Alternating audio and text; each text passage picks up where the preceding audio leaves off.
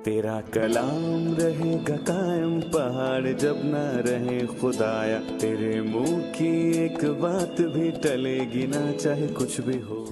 बहादुर शेर एलिया, जिसने बाल के नबियों का सामना किया और खुदावंद ने उसके हाथ में बड़ी निजात दी, पर वो इजबेल की धमकी आमेज पैगाम की वजह से भाग गया। ये क्या अजीब तजाद है। खुदा ने एलिया को मायूस और शिकस्ता खुर्दा नहीं छोड़ा, बल्कि उसने उसे हौसला अफजाई और जिस्मानी देखभाल के पैगामात भेजे। ये पैगामात क्या थे? खुदावंद पहाड़ पर एलिया से इस तरीके से बोला जिसकी एलिया तवक्को नहीं कर रहा था। एलिया के लिए मुमकिना तरीके क्या थे और वो अनमोल तरीका क्या था जिसके जरिए खुदावंद ने उससे बात की? क्या आप जानते हैं कि एलिया ने यह बयान काफी दफा दोहराया, मैं अकेला ही बचा हूं। यह बयान हमें एलिया के दिल के बारे में क्या बताता है?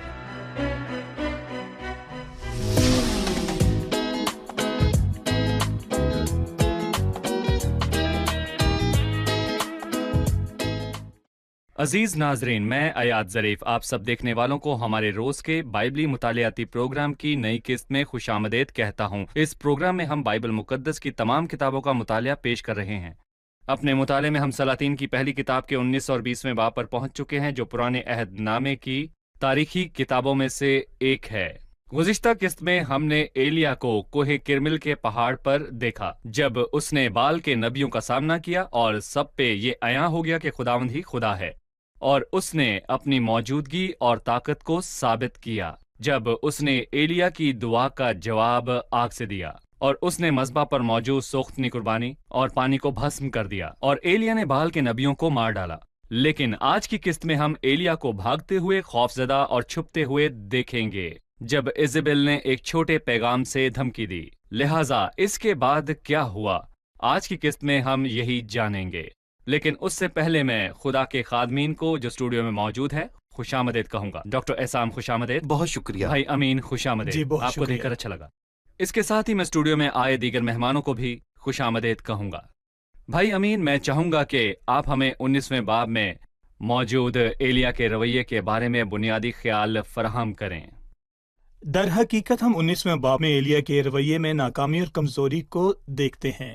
18वें बाब में हम देखते हैं कि एलिया की दुआ से कैसे बारिश आई, उसकी दुआ से कैसे आग आई और सोख्तनी कुर्बानी को भस्म कर दिया, और उसने बाल के नबियों को मारा। लेकिन 19वें बाब में वो इस पैगाम से खौफजदा हो गया। वो एक औरत अखयाब की बीवी से खौफजदा था, क्योंकि वो एक बेकार औरत थी। और यहाँ हम देखते हैं कि बाज़ औक़ात ईमानदार कमज़ोर लम्हात से गुजरता है।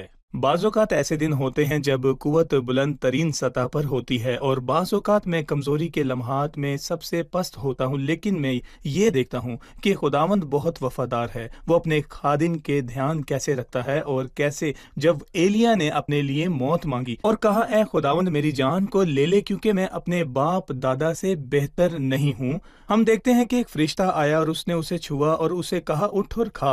उसने अपने सरहाने अंगारों पर पकी हुई एक रोटी और पानी की एक सुराही देखी। उसके बाद फरिश्ता ने उसे दोबारा छुआ और उसे कहा, उठ और खा, कि ये सफर तेरे लिए बहुत बड़ा है। लिहाजा खुदावंद ने कमजोरी के लम्हात में उसकी बहुत खास तौर पर देखभाल की, और इससे हम खुदा की मोहब्बत का अंदाजा लगा सकते हैं। डॉक्टर एहसान, अब मैं आपके सामने 19वें बाब की पहली आयत से 9वीं आयत तक पढ़ूंगा। उसके बाद मैं आपसे सवाल पूछूंगा। और अखयाब ने सब कुछ जो एलिया ने किया था, और ये भी कि उसने सब नबियों को तलवार से कत्ल कर दिया, इजबेल को बताया। सो इजबेल ने एलिया के पास एक कासिद रवाना किया और कहला भेजा कि अगर मैं कल इस वक्त तक तेरी जान उनकी जान की तरह ना बना डालूं तो देवता मुझसे ऐसा ही बल्कि इससे ज्यादा करें। जब उसने ये देखा तो उठकर अपनी जान बचाने को भागा और बेर सबा में, जो यहूदा का है, आया और अपने खादिम को वहीं छोड़ा और खुद एक दिन की मंजिले दश्त में निकल गया और झाऊ के एक पेड़ के नीचे आकर बैठा और अपने लिए मौत मांगी और कहा, बस है, अब तू ऐ खुदावंद मेरी जान को ले ले, क्योंकि मैं अपने बाप दादा से बेहतर नहीं हूं। और वह झाऊ के एक पहाड़ के नीचे लेटा और सो गया। और देखो, एक फरिश्ते ने उसे छुआ और उससे कहा, उठ और खा। उसने जो निगाह की तो क्या देखा कि उसके सरहाने अंगारों पर पकी हुई एक रोटी और पानी की एक सुराही धरी है। सो वो खा पी कर फिर लेट गया, और खुदावंद का फरिश्ता दोबारा फिर आया और उसे छुआ और कहा, उठ और खा, कि ये सफर तेरे लिए बहुत बड़ा है। सो उसने उठकर खाया पिया और उस खाने की कुवत से 40 दिन और 40 रात चलकर खुदा के पहाड़ होरब तक गया और वहां एक गार में जाकर टिक गया। डॉक्टर एसाम, मैं चाहता हूं कि आप इज़बेल के धमकी आमेज पैगाम पर एलिया के रद्द-ए-अमल पर हमें कुछ बताएं। हमने सुना कि इस बाब में ऐसा लगता है कि एलिया नाकाम हो गया। दर हकीकत ये अजीब है, लेकिन मैं यहां पर कुछ याद दिलाना चाहता हूं कि एक ताकतवर शख्स हमेशा अपने ताकत के नुक्ते पर आजमाया जाता है। ये आम बात है, जहां मैं कमजोर हूंगा वहां मैं नाकाम हूंगा। देखें, सुलेमान ने बहुत सी औरतों से प्यार किया, फिर उनसे ब्याह किया और यही उसकी कमजोरी थी। लेकिन जहां वो मुमताज हुआ वहीं वो नाकाम भी रहा। ये आजमाइश की सबसे मुश्किल किस्म है और यहीं से ताकत को आजमाया जाता है। मसलन पतरस अपनी दिलेरी से मशहूर था, पर उसके साथ क्या हुआ? दानियल हिम्मत वाला था और उसके साथ क्या हुआ? अब्राहम अपने ईमान से मशहूर था, उसके साथ क्या हुआ? उसने सारा से एतकाद की कमजोरी के बायस एक से ज्यादा दफा क्या कहा? ये मुश्किल है और यहाँ एलिया के साथ भी ऐसा ही हुआ। और थोड़ा अरसा ही पहले उसने 850 लोगों को मारा था, जिनमें 450 नबी थे और तकरीबन 400 लोग आम लोग थे। लेकिन मैं यहां पर यह कहूंगा कि वो अभी फतह की बुलंदी पर था और आप उसे एक धमकीअमेज पैगाम की वजह से खौफजदा देखते हैं। लेकिन अफसोस है कि ताकतवर लोगों को ऐसे ही आजमाया जाता है। और फिर दूसरी बात, एक ईमानदार को फतह के लम्हात में बहुत ही मोहतात रहना चाहिए। मेरा मतलब यह है कि जब फतह का शोर बहुत ज्यादा बुलंद होता है तो उसी वक्त ईमानदार कमजोर और पस्ती के बहुत ही ज्यादा करीब होता है। इसीलिए मुख्तलिफ जंगों में मैं ये कहना चाहूंगा कि हमें कमर बांध कर रखनी चाहिए। और यहाँ एलिया भी अपनी फतूहात की बुलंदी पर था, और जैसा कि अभी भाई अमीन ने भी ये जिक्र किया है कि देखने वाली बात यह है कि उसका रवैया क्या था। वो फतह की बुलंदी पर मोहतात ना रहा और वो नाकाम हो गया। और दूसरी बात, एलिया जिस्मानी और नफ्सियाती थकावट की हालत में था, और इन मुश्किलात के बाद उसका नफ्सियाती तौर पर थक जाना अजीब बात नहीं, और ना ही इतनी जंगों के बाद उसकी जिस्मानी थकावट अजीब बात है। और वो बात जिसे मैं आपको खबरदार करूंगा वो फौरी तौर पर रद्द अमल देना है। और जब हम उस आयत पर गौर करते हैं जो शुरू में आपने पढ़ी, मसलन 19वें बाब की 3री आयत, और जब उसने ये देखा तो उसका फौरी रद्द अमल क्या था? वो उठकर अपनी जान बचाने को भागा। लेकिन आप अपने आप को सोचने का वक्त दें, क्योंकि अचानक और फौरी रद्द अमल आपको नाकामी की तरफ ले जाता है। और शायद आपको याद हो, पहले सैमुअल के 27वें बाब में दाऊद ने दिल में कहा, मैं किसी ना किसी दिन साउल के हाथ से हलाक होऊंगा। ऐसा उसने क्यों कहा? पहले सैमुअल के 24वें और 26वें बाब से वाज़ेह होता है कि तू साउल के हाथ से नहीं बल्कि साउल तेरे हाथ से हलाक होगा। फिर क्या हुआ? हम फौरी रद्द अमल देखते हैं। मेरे लिए इससे बेहतर नहीं कि मैं फिलिस्तियों की सरजमीन को भाग जाऊं। फौरी रद्द अमल उसे गलत रवैये की तरफ ले गया, और यहाँ एलिया के साथ भी ऐसा ही हुआ। जैसे ही उसने वो देखा, वो अपने आप पर निगाह करने लगा, इसलिए वो अपनी जान बचाने के लिए भागा। जान बचाने के लिए। इसके बाद ये उसकी जिंदगी के लिए है। जब आपकी अपनी जान ही मरकज हो, और जब अपनी जिंदगी का खौफ अपनी जात, अपने एहसासात, तकलीफों और सख्तियों के लिए हो जिनके गिर्द वो घूमता है, तो ये अजीब बात नहीं कि वो नाकाम हो। ये एक अमूमी नतीजा है जिसके बाद इंसान अक्सर नाकाम होता है। इस अजीब तरीके से एलिया का रद्द अमल इस अजीम शख्स के साथ रहने दें, और वो एलिया की तरह अजीम ही रहेगा। अभी हम यहाँ पर एक वक्फा लेंगे और इसके बाद एक सवाल के साथ आपकी तरफ लौटेंगे जो कामयाबी में खतरात के बारे में है। बाज औकात तकब्बुर के तीर, मायूसी के तीर और नाकामी के तीर उठते हैं। कामयाबी के बाद हमें मोहतात कैसे रहना है, वक्फे के बाद इस पर बात करेंगे।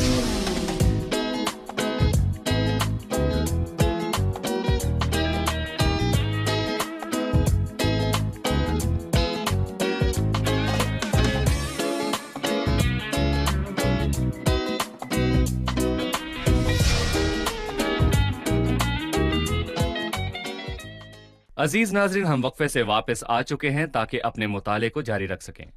वक्फे से पहले मैंने आपसे पूछा था कि कामयाबी और इलाही इस्तेमाल के बाद क्या होता है। हम फख्र या नाकामी से मुतासिर हो सकते हैं, लेकिन मोहतात कैसे रहें? ये या तो फिर ये हो सकता है या फिर वो। मेरा मतलब है कि यरू के वाक़ये के बाद ये यशवा की क़यादत में लोगों की एक गैर मामूली फतह थी, और आई इसके बाद आया। आई के पीछे एक मसला था, एक शख्स ने गुनाह किया, एक दगाबाज। लेकिन इसी वक्त में बाइबल कहती है ना तो उन्होंने दुआ की ना खुदावंद से मांगा। उन्होंने सोचा कि आई तो एक छोटा सा शहर है, लेकिन यरू एक बड़ा शहर है। लेकिन तुमने क्या किया? तुमने सिर्फ उसके गिर्द चक्कर लगाए। जरूरी नहीं हम सब जाएं, सिर्फ 3000 आदमी काफी हैं।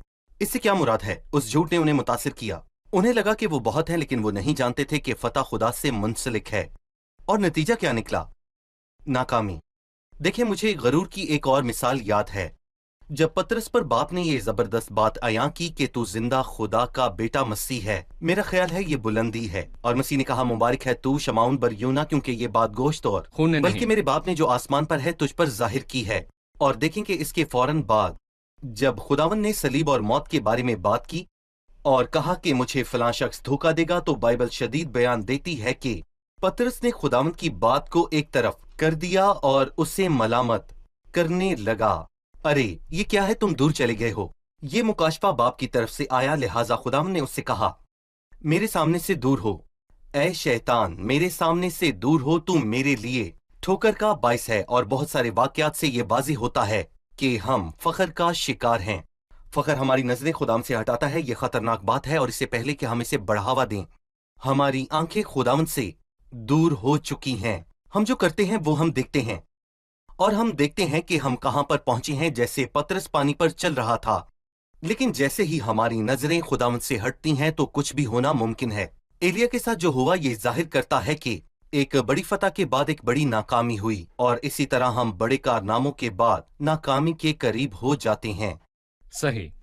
आपकी इजाजत से अब मैं हाजिरीन की तरफ बढ़ूंगा, क्योंकि वो सवाल पूछने के मुंतजर हैं। जी, सवाल पूछिए। एलिया को हमने मर्द ईमान के तौर पर देखा, पर हम देखते हैं कि धमकी के बाद वो खौफजदा हो गया और भाग गया। सवाल ये है कि क्या ये हमारे लिए हौसला शिकने की बात नहीं? एलिया ने ऐसा अमल किया, उसने कमजोरी जाहिर की, तो फिर हम क्या करेंगे? दर हकीकत हमें मायूस नहीं होना चाहिए, क्योंकि पालूस रसूल ने तैमूतिये से कहा, खुदा ने हमें दहशत की रूह नहीं दी, बल्कि कुदरत और मोहब्बत और तरबियत की रूह दी है। हमें हौसला हासिल करना चाहिए। लेकिन मेरा सवाल यह है कि इस बाप में एलिया के खौफ की वजह क्या थी? इसकी दो वजूहात हैं। पहली वजह 18वें बाप में शदीद जिस्मानी थकावट है। उसने 12 कामों की तकमील की जो एक बड़ी थकावट का बाइस बनी। और दूसरी वजह नफ्सियाती अनासिर हैं। दरअसल हम एलिया को एक मजबूत शख्स के तौर पर देखते हैं, लेकिन वो बातन में नफ्सियाती तौर पर बहुत कमजोर था। हमारी जैसी फितरत वाला आदमी। जी, हमारी जैसी फितरत वाला आदमी। उसकी रूह हसास थी जो उसके जज्बात से आया हुई। और मेरा ख्याल है कि गुज़िश्ता बाप में उसने बाल के नबियों को मारा था, और अखयब बादशाह ने एक लफ्ज नहीं कहा। बस इस बाप में उसने खुद रहमी महसूस की, क्योंकि एक औरत उसे मारने की कोशिश करती है, लिहाजा उसने मायूसी और नाकामी की एक सूरत महसूस की। इस तरह ये दोनों अनासिर, जिनमें शदीद जिस्मानी थकावट और नफ्सियाती थकावट शामिल है। भाई अमीन, आपने कहा कि उसके ऐसा करने के पीछे वजूहात हैं। वो गिर गया और खौफजदा हो गया, तो मैं मायूसी से कैसे बच सकता हूँ? हिम्मत कैसे हासिल की जाए? आपने मुझे एक मदद फराहम की, और खुदा ने मुझे दहशत की रूह नहीं दी। क्या आप मुझे मजीद बता सकते हैं? मुझे अपने आप को नहीं देखना चाहिए, और उसी तरह मुझे हमेशा लोगों से अच्छे की तवक्को नहीं करनी चाहिए। यानी उसने तवक्को की कि ये जैसे अखयब ने एलिया से कुछ नहीं किया, इसी तरह इजाबेल भी उसके साथ कुछ नहीं करेगी। बस मुझे बेकार से अच्छे की तवक्को नहीं करनी चाहिए। और दूसरी चीज, मैं अपनी तरफ निगाह नहीं करता, बल्कि मैं हर वक्त खुदा की तरफ देखता रहता हूँ। डॉक्टर एहसान, बेशक खुदा ने अपने खादिम को मायूस नहीं छोड़ा जो झाव के दरख्त के नीचे सो रहा था, बल्कि उसने उसकी मदद करने के लिए मुदाखलत की। मैं जानना चाहता हूं कि इस मंजर में खुदा ने कैसे मुदाखलत की। मैं यहाँ ये कहना चाहूंगा कि जब भी हम खुदावंद पर अपनी निगाह करते हैं तो हम अजीम खुदावंद की ताजीम करते हैं। और उसके बारे में एक जबरदस्त बात यह है कि वो तमाम फजल का मालिक है, और फजल खुदा के लिए है, और ये खूबी किसी और में नहीं। और ये वो सुलेमान है जिसे वो किसी भी नाकामी के साथ इस्तेमाल करता है।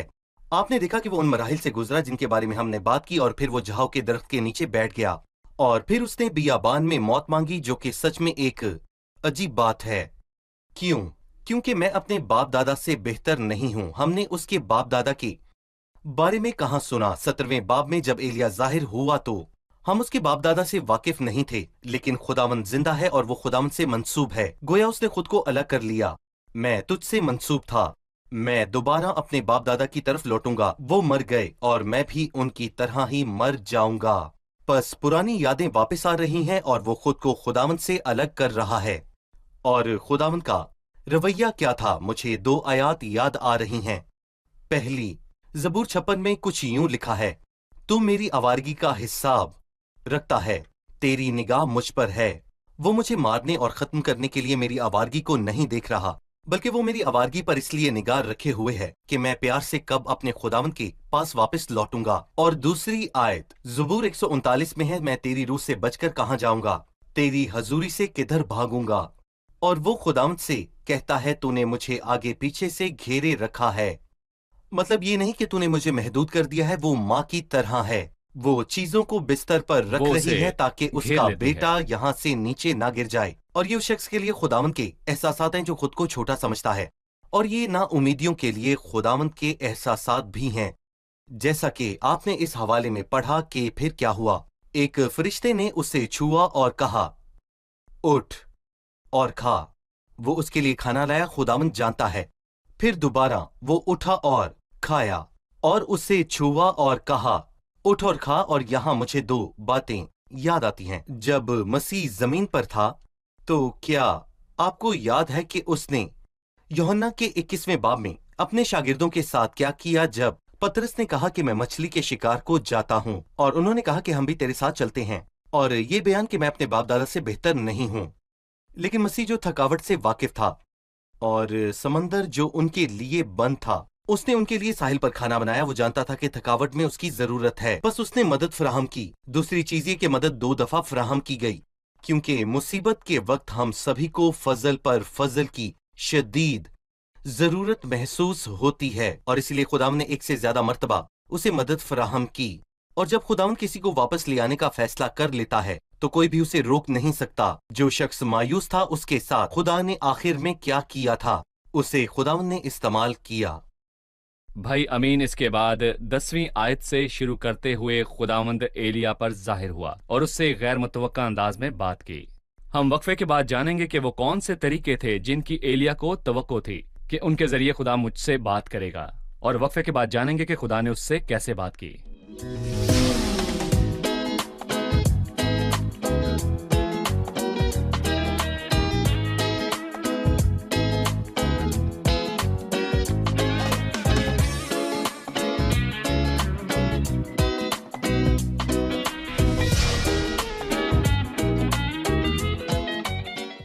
عزیز ناظرین، آپ کو دوبارہ خوش آمدید کہتے ہیں۔ ہم پہلے سلاطین کے 19ویں باب اور 20ویں باب کا مطالعہ کر رہے ہیں۔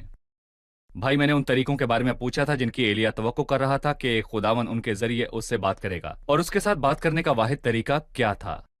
ایلیا خدا کے پہاڑ ہر پر گیا تھا، اور ہم یہاں پر دیکھتے ہیں کہ یہ وہی پہاڑ ہے جہاں پر خدا نے موسیٰ سے بات کی اور اسے شریعت عطا کی۔ در حقیقت خداوند نے اسے کہا باہر نکل اور پہاڑ پر خداوند کے حضور کھڑا ہو، اور دیکھو خداوند گزرا۔ میں یہاں 4 چیزیں دیکھتا ہوں۔ ایک بڑی تند آندھی نے خداوند کے آگے پہاڑوں کو چیر ڈالا، پر خداوند آندھی میں نہیں تھا۔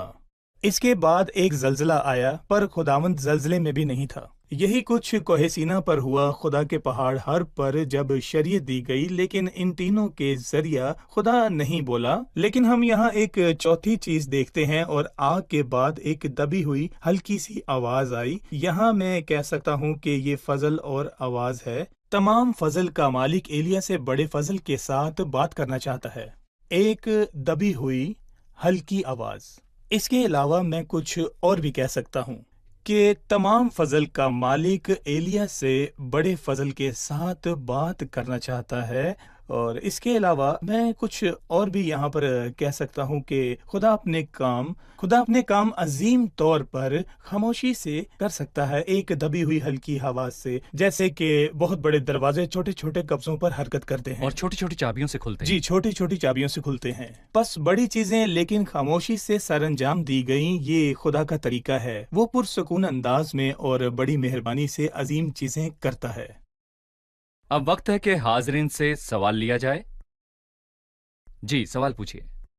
ایک وقت تھا جب ایلیا نے مایوسی محسوس کی اور محسوس کیا کہ وہ تنہا ہے۔ وہ تقاضا کرتا ہے کہ خدا اسے بطور نبی فرائض سے چھوٹ دے۔ خدا اسے حکم دیتا ہے کہ وہ کسی دوسرے کی جگہ الیشا کو مسح کرے۔ کیا حالات کا تقاضا تھا کہ خدا اسے اس کی ذمہ داریوں سے چھوٹ دے اور اسے اپنی جگہ کسی اور کو مقرر کرنے کو کہے؟ دیکھیں، جو کچھ ایلیا کے ساتھ ہوا ایک مشکل مسئلہ تھا۔ کیوں؟ پہلی بات یہ ہے کہ اپنی ذات کو مرکز بنانا ہے۔ یہ سنگین مسئلہ ہے جو خادم کے مشن کو روک سکتا ہے اور اس کی راہ میں مکمل طور پر رکاوٹ بن سکتا ہے۔ وہ خود کو عظیم سمجھتا ہے اور یہ لفظ کہ ایک میں ہی اکیلا بچا ہوں، مطلب یہ کہ ایک میں ہی اکیلا بچا ہوں اور میرے ساتھ اور کوئی نہیں، اور کوئی یہ مشن پورا نہیں کر سکتا۔ اگر میں نے چھوڑ دیا تو یہ ختم ہو جائے گا۔ یہ لفظ بہت سنجیدہ ہے۔ یہ ہمیشہ خود ذاتی اور خود ذاتی ہمیشہ مایوسی کی طرف لے جاتی ہے، لیکن ایلیا نے اس کے بالکل برعکس کیا جو وہ ہمیشہ کیا کرتا تھا۔ ایلیا نے سب سے زیادہ لوگوں کے لیے دعائیں کیں، جیسا کہ ہم نے پہلے کہا کہ اس نے دعائیں کی کہ آسمان ان کی برکات کے لیے بند ہو جائے، اور پھر دعا کی کہ آسمان ان کے لیے کھل جائے۔ لیکن رومیو کے 11ویں باب میں ہم پڑھتے ہیں کہ اس کی دعا کی قسم بالکل ہی عجیب تھی۔ رومیو کے 11ویں باب کی 2 آیت میں لکھا ہے، خدا نے اپنی امت کو رد نہیں کیا، اور وہ اسے اس سے منسلک کرتا ہے کہ خدا نے رد نہیں کیا۔ خدا کے لوگ ہمیشہ خدا کے لیے قیمتی ہیں، کیونکہ خدا پیار کرتا ہے اگر لوگ تھکے ہوئے بھی ہوں۔ جی۔ اس لیے لکھا ہے، خدا نے اپنی اس امت کو رد نہیں کیا جسے اس نے پہلے سے جانا۔ کیا تم نہیں جانتے کہ کتاب مقدس ایلیا کے ذکر میں کیا کہتی ہے؟ اس نے اس آیت کو دہرایا، وہ خدا سے اسرائیل کے لیے کیسے فریاد کرتا ہے، لیکن وہ فریاد کرتے ہوئے کیا کہہ رہا ہے؟ اے خداوند، انہوں نے تیرے نبیوں کو قتل کیا اور تیری قربان گاہوں کو ڈھا دیا، اب میں اکیلا باقی ہوں اور وہ میری جان کے بھی خواہاں ہیں۔ گویا بائبل کہتی ہے کہ یہ ایک مخالف دعا تھی۔ انہوں نے قربان گاہوں کو ڈھا دیا، گویا وہ خدا سے کہہ رہا ہو کہ وہ ان سے پر الزام محتاط لگاتا رہو ہے۔ یا پھر وہ سزا کے مستحق ہیں۔ خدا ایسی سوچ کو پسند نہیں کرتا، یہ مخالف دعا ہے۔ وہ شخص جو خدمت کرتا ہے اس کے لیے ضروری ہے کہ وہ اپنے لوگوں کی تعریفیں کرے اور ان کو خدا کی نگاہ سے دیکھے۔ اور جب ایلیا کے دیکھنے کا انداز بدلا تو یہ پوری طرح بدل گیا، اور جیسا کہ ہم نے سنا اس نے 1 سے زیادہ دفعہ دہرایا۔ اور جب خدا نے دوبارہ اس سے پوچھا، مطلب خدا کو جواب پسند نہیں آیا، خدا نے انتظار کیا اور پھر اس سے پوچھا، اس نے پھر وہی جواب دیا۔ اور اس معاملے میں خدا کیا کرے گا؟ اس کے پاس اس کا حل ہے یا نہیں؟ تم اکیلے ہو؟ کیا باقی سب کو تو نہیں جانتا؟ میں بتاتا ہوں، 7,000 گھنٹے اور ہیں۔ لیکن تو نے ان پر غور نہیں کیا۔ جی، لیکن میں تجھے کچھ اور بتاؤں گا۔ میں تجھے بتاؤں گا کہ میں کر سکتا ہوں۔ میں وہ شخص مقرر کرنے کے قابل ہوں جو خدمت کو جاری رکھے گا۔ اگر تم چھوڑ بھی دو تو خدمت جاری رہے گی، خدمت جاری رہے گی، اور میں لوگوں کو مقرر کروں گا جو لوگوں سے نمٹیں گے، اور میں کسی کو مقرر کروں گا اور وہ خدمت کو جاری رکھے گا جسے تو نے شروع کیا تھا۔ اور خداوند نے اس سے کہا کہ جا کر 3 لوگوں کو مسح کر، اور ان میں سے ایک الیشا ہے جو ایلیا کی خدمت کو جاری رکھے گا۔ لیکن میں کہوں گا کہ ایلیا نے اس کے بعد بھی خدمت کی، پر اس نے ایلیا کی خدمت کو جاری رکھا۔ صحیح بھائی امین، ابھی بھی کچھ وقت باقی ہے اور میں چاہوں گا کہ آپ ہمیں 20ویں باب کے بارے میں کچھ بتائیں، کم از کم اس کے اہم موضوعات کے بارے میں کچھ بتائیں۔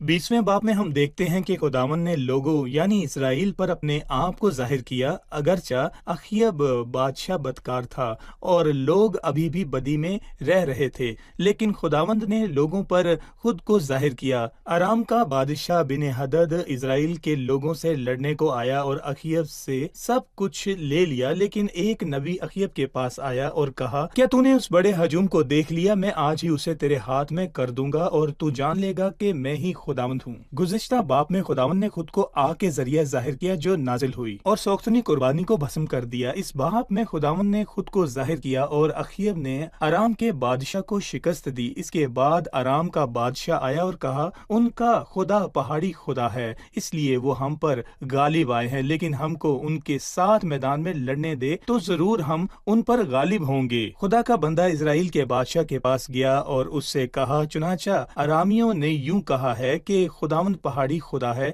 और वदानियों का खुदा नहीं, इसलिए मैं सारे हजूम को तेरे हाथ में कर दूंगा और तुम जान लोगे कि मैं खुदावंद हूँ। दर हकीकत अगरचा वो बहुत कम थे, फिर भी वो जंग में उतरे, जबकि आराम की फौज बहुत ज्यादा थी। इसराइलियों की तादाद बकरियों के 2 छोटे गल्लों की तरह थी। उन्होंने फतह हासिल कर ली, गोया खुदावंद ने लोगों को अपने आप पर जाहिर किया। शुक्रिया। अब हाजिरिन की तरफ बढ़ेंगे और जानेंगे कि उन्होंने क्या सीखा। बहुत सारे तरीके थे जिनकी एलिया ने तवक्को की कि खुदावन उनके जरिए उससे बात करेगा, लेकिन खुदा ने गैर मुतवक्के तरीके का इंतखाब किया। आप उनके बारे में बताइए। ये तरीके ज़लज़ले, आग और तेज़ आंधी हो सकते हैं, क्योंकि खुदा ने मूसा से उन तरीकों से बात की थी। बस एलिया ने तवक्को की कि खुदा उससे भी उन्हीं तरीकों से बात करेगा, लेकिन दर हकीकत उसने उसके साथ हल्की आवाज़ में बात की, और इसमें हम खुदा के मामलात को देख सकते हैं। एलिया ने एक बयान बहुत दफा दोहराया और कहा, मैं ही अकेला बचा हूँ। उसने महसूस किया कि वो अकेला है। उसने ऐसा क्यों कहा और खुदावंद ने कैसे जवाब दिया? यहाँ हमने देखा कि एलिया बहुत थकावट की हालत पर पहुँच चुका है। गुज़िश्ता अब्वाब से पता चलता है कि उसे जिस्मानी थकावट थी, वो उस काम से थक गया जो उसने किया था, और उसे नफ्सियाती थकावट भी थी, क्योंकि वो उस नुक्ता पर था जहाँ उसने अपनी जिस्मानी सलाहियतों और खुद ज़ाती को देखा। उसने ये नहीं देखा कि खुदा क्या कर सकता है। बस यहाँ वो थकावट की उस हालत पर पहुँच गया था। खुदावंद ने पहले उसे खुराक देकर हौसला अफजाई की, फिर उसके बाद जब एलिया ने जोर दिया कि वो अकेला है तो खुदावंद ने कहा, मिशन जारी रहेगा। सही, खुदा आपको बरकत दे। हम खादमीन के भी खुदावंद शुक्रगुजार हैं। आपको अगली बरकत दे। किस्त में फिर मुलाकात होगी। अगली किस्त में मुलाकात तक खुदावंद आपके साथ हो। तेरा कलाम रहेगा कायम, पहाड़ जब न रहे खुदाया, तेरे मुंह की एक बात भी टलेगी ना, चाहे कुछ भी हो।